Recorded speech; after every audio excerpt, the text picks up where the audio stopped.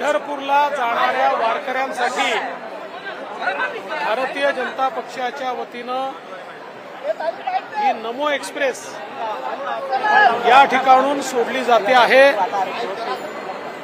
सन्माननीय मंगलप्रभात लोढाजी आणि आशिष शेलारजी यांनी पुढाकार घेऊन सर्व भाविकांकरता ही व्यवस्था केली आहे।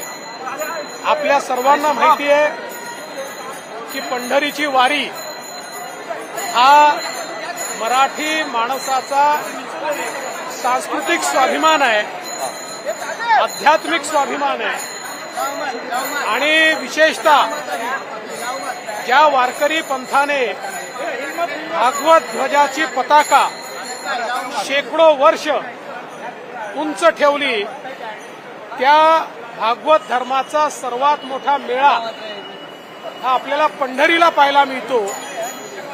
विठू माऊलीच्या दर्शनाकरता आसुसलेला एक एक वारकरी कशाही पद्धतीनं तिथे पोचता आलं पाहिजे हा प्रयत्न करतो।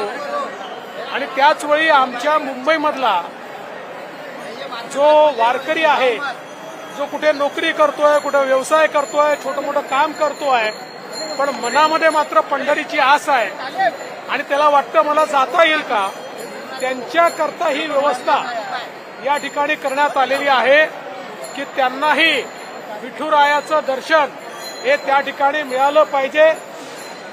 ज्ञानेश्वर माऊली आणि जगद्गुरू तुकाराम महाराज यांच्या पादुकांचं दर्शन घेता आलं पाहिजे आणि विशेषतः विठू माऊलीचा आशीर्वाद हा प्राप्त करता आला पाहिजे, याकरता ही सगळी व्यवस्था करण्यात आली आहे। सर, तीर्थक्षेत्र योजना सुरू केलेली आहे, नमो एक्सप्रेस आहे, दिड्डीसाठी अनुदानही दिलं, आणखी अशा कुठल्या गोष्टी अपेक्षित आहे आणि या अंमलबजावणी कशा केल्या जातील? तीर्थक्षेत्राच्या संदर्भात जी योजना माननीय मुख्यमंत्र्यांनी तयार केलेली आहे, कालच त्याचा GR देखील निघालेला आहे।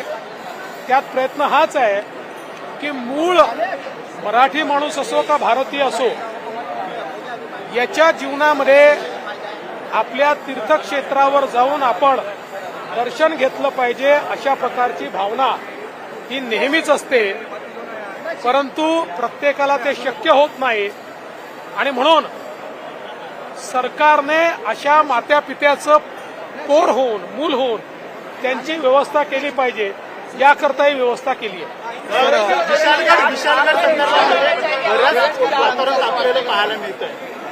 असं आहे, विशालगडावरचं अतिक्रमण काढलं गेलं पाहिजे ही प्रत्येक शिवभक्ताची त्या ठिकाणी मागणी होती।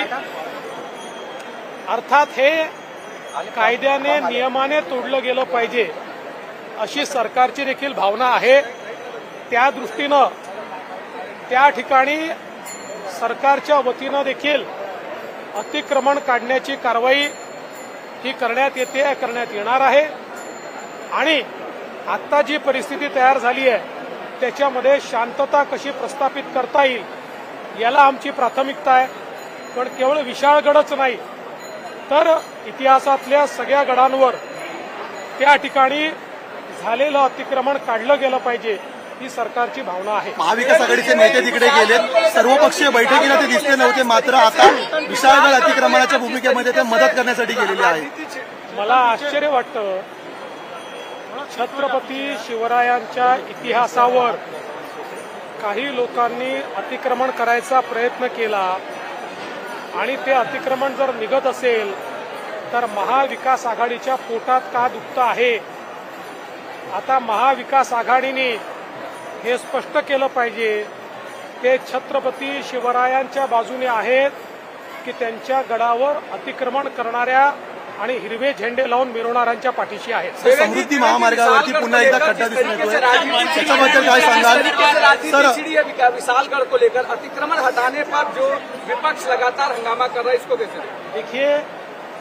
विशालगढ़ छत्रपति शिवाजी महाराज के इतिहास का साक्षी रहा है और ऐसे जितने गढ़ है वहाँ जो जो अतिक्रमण होगा उसको निकालने की मंशा राज्य सरकार की है उसको निकालने के पीछे अगर कोई राजनीति करता है और केवल एक समुदाय के वोट पाने के लिए अतिक्रमण संरक्षित करता है तो हम उस पर उचित कार्रवाई करेंगे। मंत्रिमंडळ पंढरपूरला जाणाऱ्या वारकऱ्यांसाठी भारतीय जनता पक्षाच्या वतीनं ही नमो एक्सप्रेस या ठिकाणून सोडली जाते आहे। सन्माननीय मंगलप्रभात लोढाजी आणि आशिष शेलारजी यांनी पुढाकार घेऊन सर्व